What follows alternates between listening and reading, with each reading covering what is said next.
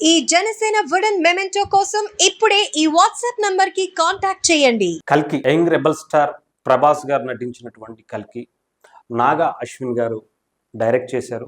గతంలో ఎవడే సుబ్రహ్మణ్యం, మహానటి సినిమాలతో ఒక మంచి పేరు తెచ్చుకున్నటువంటి దర్శకుడు ఆయన.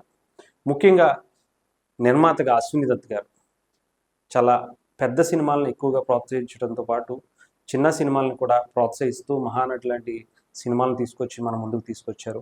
చాలా అభిరుచి కల ప్రొడ్యూసర్గా అశ్విని దత్ గారు ఉన్నారు. వాళ్ళ పిల్లలు ఇప్పుడు ప్రియాంక దత్ గారు కావచ్చు, వీళ్ళిద్దరూ కూడా చాలా ఇద్దరు కూతుర్లు కూడా చాలా దగ్గరుండి ఈ సినిమాని చేశారని మా అందరికీ తెలుసు. అయితే ముఖ్యంగా దీనికి సంబంధించి కల్కి 2898 ఈ సినిమాపై నా అభిప్రాయంతో పాటు ఈ సినిమా చూశాను. ఈ సినిమాకి సంబంధించి నా అభిప్రాయం ఎలా ఉంది, అలాగే ఏ సినిమాకి సంబంధించి అయినా సరే వాళ్ళ ఫ్యాన్స్ చాలా ఈజీగానే మా హీరో సినిమా బాగుంది అని చెప్పుకుంటూ ఉంటారు. సో నా అభిప్రాయంతో పాటు మిగతా హీరోల అభిప్రాయాలు కూడా, అంటే ప్రభాస్ గారి అభిమానులు, అలాగే పవన్ కళ్యాణ్ గారి అభిమానులు, అలాగే జూనియర్ ఎన్టీఆర్ గారి అభిమానులు, మహేష్ బాబు గారి అభిమానులు, అలా కొంతమంది అభిమానుల అభిప్రాయాన్ని తెలుసుకుని, అంటే నేనొక్కడినే చెప్పడం కాకుండా మిగతా వాళ్ళ అభిప్రాయాలు కూడా ఎందుకు జోడిస్తున్నానంటే కరెక్ట్గా ఒక అభిప్రాయం వస్తే ఎలా ఉంటుంది, వాళ్ళు ఎలా ఫీల్ అయ్యారు అనేది కూడా చెప్తాను. ముఖ్యంగా వాళ్ళందరూ నాకు చెప్పింది, నేను సినిమా చూసింది, నాకు అనిపించింది, మిగతా వాళ్ళకి కూడా అనిపించిన దాన్ని బట్టి చెప్తున్నాను. చాలామంది కొంతమంది అటు ప్రభాస్ గారి అభిమానులు ఏమనుకుంటున్నారంటే ప్రభాస్ గారు ఒక గెస్ట్ రోల్లా వచ్చి వెళ్ళిపోతున్నారు అక్కడక్కడ అని. ప్రభాస్ గారిని ఒక హీరోగా చూడటం కన్నా ఫస్ట్ మనం ఆ సినిమాలో ఒక క్యారెక్టర్, ఒక అద్భుతమైనటువంటి భైరవ అనే క్యారెక్టర్ని మనం దాంట్లో చూడాలి. అది స్టోరీకి ఎక్కడ వస్తుంది, ఎక్కడ వెళ్తుంది అనేది ఆ స్టోరీని బట్టి. ముఖ్యంగా కల్కి 2898 అనేది ఇంకొక 800 సంవత్సరాల తర్వాత ప్రపంచం ఎలా ఉంటుంది, ప్రపంచాన్ని ఎవరు రూల్ చేస్తున్నారు, ఈ రూల్ చేసే వాళ్ళందరికీ విముక్తిగా దొరకడానికి ముఖ్యంగా చాలామంది బాధింపబడతా ఉంటారు. వాళ్ళందరికీ కూడా విముక్తిగా ఒక కల్కి అనే అవతారం వచ్చి ప్రపంచాన్ని, ప్రజల్ని సేవ్ చేస్తుందని చెప్పి చాలామంది నమ్ముతూ ఉంటారు. నమ్మకుండా వాళ్ళందరినీ పట్టుకుని ఇష్టం వచ్చినట్టు పీడించుకు తింటడం, వాళ్ళని వాడుకుని వదిలేయటం, లేకపోతే చిత్రహింసలు పెట్టడం, ఇలాంటి చేసే ఒక గ్రూప్ సపరేట్ ఉంటుంది. వీళ్ళిద్దరికీ మధ్య, అంటే మంచికి చెడుగు మధ్య జరుగుతున్నటువంటి ఆ యుద్ధంలో ప్రభాస్ గారు ఎటువైపు ఉంటారు అనేది స్టోరీ. ముఖ్యంగా ప్రభాస్ గారు ఎటువైపు ఉండబోతున్నారు అనేది కూడా చాలా క్లారిటీగా ట్రైలర్లోనే అర్థమైంది. ఇదేంటి విలన్ సైడ్ ఉంటున్నారా, అటు అంటే మంచి వైపు ఉంటున్నారా, చెడు వైపు ఉంటున్నారా అనేది. అయితే ఇక స్టార్టింగ్ నుంచి చెప్తాను. సినిమా స్టార్టింగ్ తర్వాత స్టోరీ చెప్పుకుంటూ వచ్చిన తర్వాత దాదాపు 20 నిమిషాల తర్వాత ప్రభాస్ గారి ఎంట్రీ ఉంటుంది. బుజ్జి ఫస్ట్ స్టార్టింగ్ అనిపిస్తూ ఉంటుంది. ఆ తర్వాత ప్రభాస్ గారు వస్తారు. అది కూడా ఒక కామెడీ టైమింగ్తో చాలా అలరిస్తూ తనకున్నటువంటి బాడీ లాంగ్వేజ్తో కావచ్చు, ఒక బాహుబలి రేంజ్లో ఎలా అయితే మనం ఆయన అలా చూసామో అదే టైప్ ఆఫ్ రేంజ్లో ప్రభాస్ గారు కనిపిస్తూ ఉంటారు. చాలా నీట్గా ఆయనగా, అంటే ఏదైనా సరే కింద భూమి మీద కాకుండా ఒక సపరేట్ ఇంకో ప్రపంచాన్ని ఒకళ్ళు తయారు చేసి అక్కడ డబ్బులు ఉంటేనో లేదంటే ఇంకొకటి ఉంటేనో దాంట్లోకి ఎంట్రీ ఉంటుంది. సో దాన్ని ప్రభాస్ గారు అక్కడికి వెళ్ళాలి, ఆయన గోల్ అనమాట. సో దానికోసం ఎవరిని ఏం చేసినా సరే, మంచి వాళ్ళైనా సరే, చెడు వాళ్ళైనా సరే, డబ్బులు వస్తాయనే ఏదైనా చేసే క్యారెక్టర్ అనమాట. అంటే పూర్తిగా చెప్పేస్తే మీకు అర్థం కాదు, కానీ సినిమా చూస్తే అర్థం అవుతుంది. సో ముఖ్యంగా కమల్ హాసన్ గారు లాంటి వ్యక్తులు, అమితాబ్ బచ్చన్ గారు లాంటి వ్యక్తులు, వీళ్ళందరూ కూడా ముఖ్యంగా దీంట్లో చాలా గెస్ట్ అపియరెన్స్ కూడా ఉన్నాయి. అవన్నీ కూడా మీరు సినిమాలో వాళ్ళ క్యారెక్టర్స్ ఏంటనేది కూడా చూస్తే చాలా బాగుంటుంది. ఆర్జీవి గారు కనిపించారు, రాజమౌళి గారు కనిపిస్తారు, అలాగే విజయ్ దేవరకొండ గారు కనిపిస్తారు. ప్రభాస్ గారిని కూడా ఒక అద్భుతమైనటువంటి క్యారెక్టర్లో కూడా మనం చూడొచ్చు. అంటే భైరవ కాకుండా ఇంకో క్యారెక్టర్లో కూడా ప్రభాస్ గారు కనిపిస్తారు. సో ఇది చాలా హైలైట్గా ఉండే సీన్స్ అనమాట లాస్ట్ వరకు కూడా. ముఖ్యంగా ప్రభాస్ గారు కావచ్చు, ఈ నేటివిటీ అంతా. ఇక్కడ నాగశ్విన్ గారి గురించి చెప్పాలంటే ఈ స్టోరీని చాలా జాగ్రత్తగా ప్రజలకి వినిపించే ప్రయత్నం చేశారు, క్యారెక్టర్ని చూపించే ప్రయత్నం చేశారు. వాళ్ళ గురించి ఈ క్యారెక్టర్ అనే ఇంట్రడ్యూసింగ్ చేసే పద్ధతి చాలా నీట్గా చేసుకుంటూ వచ్చారు, కొంచెం ఎలివేట్ ఇస్తూ చేశారు. ముఖ్యంగా అమితాబ్ బచ్చన్ గారి క్యారెక్టర్ చాలా అద్భుతంగా ఉంటుంది. ఆయన అంటే 6 అడుగులు లేకపోతే అంతకన్నా ఎక్కువ ఉంటారు, కానీ ఈ సినిమాలో 10 feet కన్నా ఎక్కువగా ఉంటారు. చెప్పాలంటే ప్రభాస్ గారి కన్నా ఇంకా చాలా ఎక్కువగా బలంగా ఉండేటువంటి క్యారెక్టర్ ఆయన. వీళ్ళిద్దరి మధ్య పోరాట సన్నివేశాలు చెప్పాలంటే ఒక యుద్ధమే. మినీ సైజ్ యుద్ధం అని మనకు అనిపిస్తుంది కానీ అక్కడ ఒక పెద్ద యుద్ధమే కనిపిస్తూ ఉంటుంది. వీళ్ళిద్దరూ డి అంటే డి అని కొట్టుకునేంత స్థాయి ఉండే లీడర్స్, అంటే అక్కడ ఉన్నటువంటి నాయకులు. ఒకళ్ళ మంచి కోసం అటు ఒకళ్ళు కాపాడటానికి మన అమితాబ్ బచ్చన్ గారు పోరాడుతూ ఉంటే ఈయన అక్కడ ఆయన కాపాడే వ్యక్తిని తీసుకొచ్చి ఇచ్చేసి ఆయన ఇంకొక పైకి వెళ్ళిపోవాలని ఇందాక చెప్పాను కదా, అక్కడికి వెళ్ళిపోదాం అన్న ఆలోచనతో ఈయన ఉంటారు. సో వీళ్ళిద్దరి మధ్య అంటే మరణమే లేనటువంటి వ్యక్తి మన అమితాబ్ బచ్చన్ గారు క్యారెక్టర్ పరంగా. సో ఆయనని ఢీ కొట్టడం అంటే అంత ఈజీ కాదు, ఆయన చంపడం అంటే అసలు పాసిబులే కాదు. సో ప్రభాస్ గారు ఏం చేస్తారు, ఏం చేయబోతున్నారు, ఆ అమ్మాయిని ఎలా తీసుకెళ్ళబోతున్నారు, మిగతా ఆ రాజ్యానికి సంబంధించి అసలు ఆ అమ్మాయి ఎంత కీలకం, ఆ ప్రెగ్నెంట్తో ఉన్నటువంటి దీపికా పదుకొని ఎందుకని అవతల ఇంకో ప్రపంచానికి కావాల్సి వస్తుంది, కల్కి అనే అవతారం ఎవరు, ఆ రోల్ ఎవరు పోషించబోతున్నారు, దీనన్నిటికీ సంబంధించి నిజంగా విజువల్ ఎఫెక్ట్స్ అంటే ఎప్పుడు మనం భారతీయ సినిమాలకు సంబంధించి గ్రాఫిక్స్ అనేవి చాలా అంతంత మాత్రంగానే చూస్తుంటాం. కానీ నాగ అశ్విన్ గారు ఆయనకి అంటే ఈ టైప్ ఆఫ్ సినిమాని ప్రపంచాన్ని మొత్తంగా రిలీజ్ చేయాలనుకున్నప్పుడు చాలా పెద్ద సాహసమే చేశారు. మన ఇండియన్ లాంగ్వేజ్తో పాటు ఇంగ్లీష్ కావచ్చు, ఇతర భాషల్లో కూడా రిలీజ్ చేయాలి అంటే హైలీ స్టాండర్డ్స్ని మనం మెయింటైన్ చేయాలి ముఖ్యంగా, లేదంటే అక్కడ మన పరువు మనం తీసుకున్నట్టు అయిపోతుంది. సో దాంట్లో మాత్రం చాలా చాలా అద్భుతమైనటువంటి సక్సెస్ మన అందించారనుకోవచ్చు, సాధించారనుకోవచ్చు. నాగ అశ్విన్ గారికి నిజంగా ఆ థాట్స్ ఎలా వచ్చినో తెలియదు కానీ రాజమౌళి గారు ఇప్పుడు భారీ సెట్లు ఇవి కనిపిస్తూ ఉంటాయి, కానీ ఇక్కడ ఈయన గ్రాఫిక్స్ని కూడా ఇంత అద్భుతంగా కూడా వాడుకోవచ్చా అనే విధంగా చేశారు.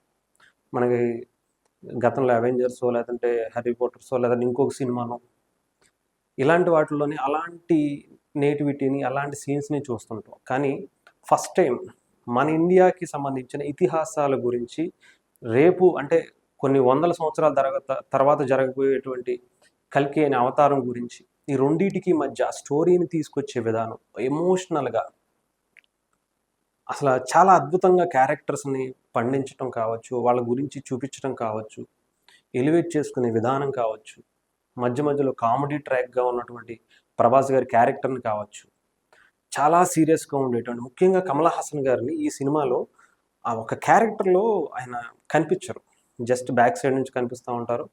ఒక ఫేస్ ఒకటి పెట్టి ఆయన జస్ట్ ఒక క్లిప్పే ఉంటుంది, ఒక 5 minutes లోపే ఉంటుందేమో ఆ సీన్ అంతా కూడా. కళ్ళతోనే ఆయన నటించాల్సి వస్తుంది, ఆయన బాడీ అంతా కూడా చక్కగా సరిగ్గా కనిపించే పరిస్థితి లేదు ఆ సీన్కి, ఆ క్యారెక్టర్కి. సో ఆయన కళ్ళతోనే లేదంటే ఆయన వాయిస్ అంటే ఇంకొక భాషలో డబ్బింగ్ చెప్పచ్చు, లేదా ఇంకొక భాషలో, తెలుగులో అయితే ఆయనే చెప్పారు, హిందీలో కూడా ఆయనే చెప్తారు. బట్ కానీ ఆ వాయిస్లో ఉన్నటువంటి బేస్ కావచ్చు, ఆ ఎక్స్ప్రెషన్స్ కావచ్చు, ఆయన కళ్ళు నటించాయంటే మనం ఆలోచించుకోవాలి అసలు ఎంత అద్భుతంగా ఆయన నటించారు, ఆయన నటింప చేశారు ఆ నాగ అశ్విన్ గారని. ఇందాక చెప్పాను కదా, అసలు మన అమితాబ్ బచ్చన్ గారి క్యారెక్టర్ అయితే నెక్స్ట్ లెవెల్ అని చెప్పుకోవాలి. ఈ సినిమాకి అసలు ఆయన క్యారెక్టరే ఒక కీలకమైనటువంటి క్యారెక్టర్. ఆయన అసలు ఎంచుకోవటం, అక్కడ ఉన్నటువంటి ముఖ్యంగా అసలు ఆయన ఎక్కడో చాలా సంవత్సరాల పాటు తపస్సు చేసుకుంటూ ఒక చోట కూర్చుండిపోతారు. సో ఆయన్ని మళ్ళీ బయటికి తీసుకొచ్చి ఆమెని కాపాడటానికి చేసే ప్రయత్నాల్లో ముఖ్యంగా ఆ ప్రపంచాన్ని ఏదైతే ఆయన నాగ అశ్విన్ గారు క్రియేట్ చేశారో, ఇతిహాసాల్లో స్టోరీ ఉంటుంది కానీ 2000 అంటే ఇంకొక 800 సంవత్సరాల తర్వాత ఎలా ఉండబోతుంది ప్రపంచం అనే దాన్ని చాలా జాగ్రత్తగా చాలా అద్భుతంగా క్రియేట్ చేసి చూపించారు నాగ అశ్విన్ గారు. దానికే ఆయనకి చాలా టైం పట్టు ఉండొచ్చు. ఎక్కడా కూడా ఎవరిని బోర్ కొట్టించకూడదు, ఎక్కడా కూడా సాగదీత ఉండకూడదు. ఆ ప్రపంచం ఎలా ఉంటుందో చూపించాలి, అలాగే ఇక్కడ ఉన్నటువంటి ఈ ప్రపంచం ఎలా ఉంటుందో చూపించాలి. అక్కడికి వెళ్తే ఎలా ఉంటుందో చూపించాలి, ఇక్కడ ఉంటే పరిస్థితి ఏంటి అనేది కూడా చూపించాలి. సో ఈ రెండింటికి కూడా నాగ అశ్విన్ గారు చాలా న్యాయం చేశారని చెప్పాలి. ప్రభాస్ గారి క్యారెక్టర్ని చాలామంది ఏంటంటే తక్కువగా ఉంది, ఏదో గెస్ట్ రోల్లో వచ్చి వెళ్ళిపోతున్నారు అనే దానికన్నా ఇక్కడ సినిమాలో ఉన్నటువంటి స్టోరీలో ఒక కీలకమైనటువంటి వ్యక్తిగా ప్రభాస్ గారిని చూడాలి, అంతే అమితాబ్ బచ్చన్ గారిని చూడాలి, ముఖ్యంగా మన కమల్ హాసన్ గారిని చూడాలి, ఇంకా మిగతా అప్పుడు మన రాజమౌళి గారు కావచ్చు, ఆర్జీవి గారు కావచ్చు, లేదంటే బ్రహ్మానందం గారు కావచ్చు, అలాగే మన విజయ్ దేవరకొండ గారు కావచ్చు, వీళ్ళందరి క్యారెక్టర్స్ కూడా క్యారెక్టర్స్ పరంగా చూడాలి. ముఖ్యంగా దీంట్లో బ్రహ్మానందం గారిది కావచ్చు, లేదంటే మన ఆర్జీవి గారిది, మన రాజమౌళి గారిది పెద్ద ఇంపార్టెన్స్ అని కాదు, ఏదో కావాలని ఒక పెట్టి సరదాగా చూపిస్తే బాగుంటుందనే ప్రయత్నం చేశారు. కానీ మిగతా క్యారెక్టర్స్ అన్నీ కూడా చాలా ఇంపార్టెంట్ ఉన్న రోల్స్. ఒక్కొక్కరిని ఇంట్రడ్యూస్ చేసుకుంటూ ఆ క్యారెక్టర్ని ఎలివేషన్ ఇచ్చుకుంటూ తీసుకురావటం. దీపికా పదుకొనే ఆమెకి చేసినటువంటి ఆమె చాలా అద్భుతంగా నటించారని చెప్పాలి. శోభన గారు కూడా చాలా అద్భుతమైనటువంటి పర్ఫార్మెన్స్ ఇచ్చారు. ఒక మాత అంటే ఏమంటారో ఒక అమ్మలాగా ఉండే క్యారెక్టర్ ఆవిడది. ఒక సామ్రాజ్యానికి ఆవిడ చెప్తే అది నడుచుకునేటువంటి సామ్రాజ్యంలో ఆమె ఒక కీలకంగా ఉండేటువంటి వ్యక్తి. ఇంకా నిజంగా అంటే ఫస్ట్ హాఫ్ అంతా కూడా ఒక హైప్ వస్తూ ఉంటుంది. ఫైట్స్ కావచ్చు, ఇంకొకటి కావచ్చు, చూడొచ్చు, అన్నీ చూడొచ్చు. ఎక్కడ బోర్ కొట్టే ప్రసక్తి అయితే మాత్రం లేదు సినిమాకి. ఫస్ట్ ఆఫ్ ఆల్ మనం ఇలాంటి సినిమాల్లో చూడాల్సింది స్టోరీని, ఎమోషన్స్ని. ఆ డ్రామా అంతా కూడా మనకు అర్థమవుతుందా లేదా, ఆ డ్రామా క్యారీ చేస్తున్నారా లేదా, అసలు వాళ్ళు నటించేటప్పుడు మనకి అది ఎలా ఫీల్ అవుతున్నాం అన్నది ముఖ్యం. సో దాంట్లో మాత్రం ఈ సినిమా చాలా అద్భుతంగా ఆ డైరెక్షన్ డిపార్ట్మెంట్ నాగశ్విన్ గారు మాత్రం చాలా బలంగా చూపించగలిగారు అని నాకైతే అనిపించింది. స్క్రీన్ ప్లేలో కూడా చాలా బలంగా ఉంది. ముఖ్యంగా నేను ఇందాక చెప్పాను కదా, ప్రభాస్ గారికి అటు అమితాబ్ బచ్చన్ గారి క్యారెక్టర్లు మాత్రం నెక్స్ట్ లెవెల్.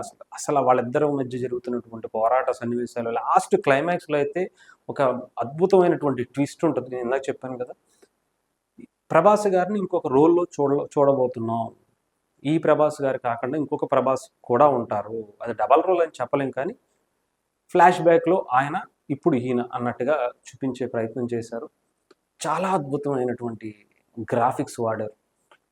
అంటే మన హ్యారీ పాటర్ కావచ్చు, ఇంకొకటి కావచ్చు, అప్పట్లో ఆయుధాలు ఎలా ఉంటాయంటే వాళ్ళు వాడేసి మన ఇంగ్లీష్ సినిమాస్ సంబంధించి అలాంటి టెక్నాలజీతో ఇండియన్ సినిమాని, ఇండియన్ స్టోరీని తీస్తే ఇలా ఉంటుంది అని చెప్పే విధంగా చాలా అద్భుతంగా చూపించారని చెప్పొచ్చు. ఏదేమైనా మిగతా విషయాలన్నీ పట్టించుకోవాల్సిన అవసరం లేదు.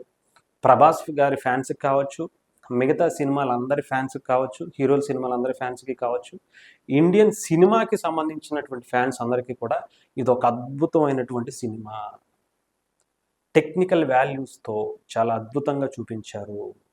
ఇండియన్ స్టోరీని ప్రపంచానికి పరిచయం చేస్తున్నారు. ఇండియా యొక్క సంస్కృతిని రేపొద్దున బయట చూపించే, అంటే మన ఇతిహాసాల గురించి కావచ్చు, మన ఇతిహాసాల్లో ఉన్నటువంటి సూపర్ హీరోస్ గురించి కావచ్చు, బయటికి చూపించే ప్రయత్నం చేశారు.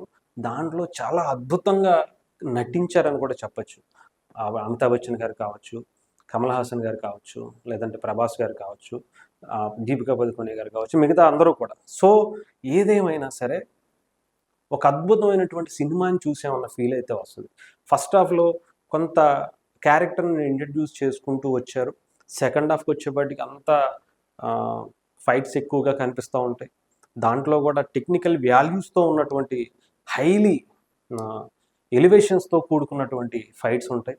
క్లైమాక్స్ అయితే ఇంక అసలు చెప్పడానికి కూడా ఇది లేనంతగా ఉంటాయి. ముఖ్యంగా నిజంగా చెప్పాలంటే అంటే వేరే ఒక ప్రపంచం నుంచి వాళ్ళు వచ్చి ఇక్కడ ఉన్న ప్రపంచంలో ఉన్నటువంటి దీపికా పదుకొనే తీసుకెళ్ళిపోవడానికి చేసే ప్రయత్నంలో అటు వాళ్ళు చేస్తూ ఉంటారు, అలాగే ఇక్కడ ప్రభాస్ గారు, అలాగే అమితాబ్ బచ్చన్ గారు కూడా పోరాటాలు చేసుకుంటూ ఉంటారు.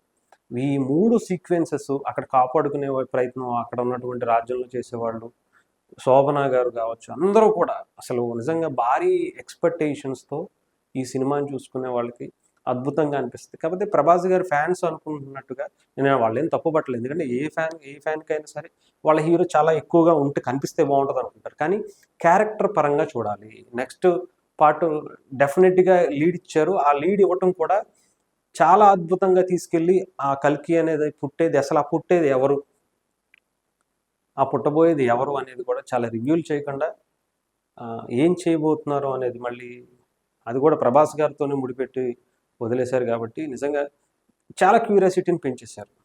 నెక్స్ట్ పార్ట్ ఎలా ఉండబోతుంది అనేది ఈ సినిమాలో జస్ట్ శాంపుల్గా చూపించినట్టుగా అనిపించింది. ఈ హోరాహోరీ టెక్నికల్ వాల్యూస్తో జరిగినటువంటి యుద్ధాలు కావచ్చు, ఇవన్నీ కూడా నెక్స్ట్ లెవెల్లో ఇంకా సెకండ్ పార్ట్ ఉంటుందని మాత్రం అనుకోవచ్చు.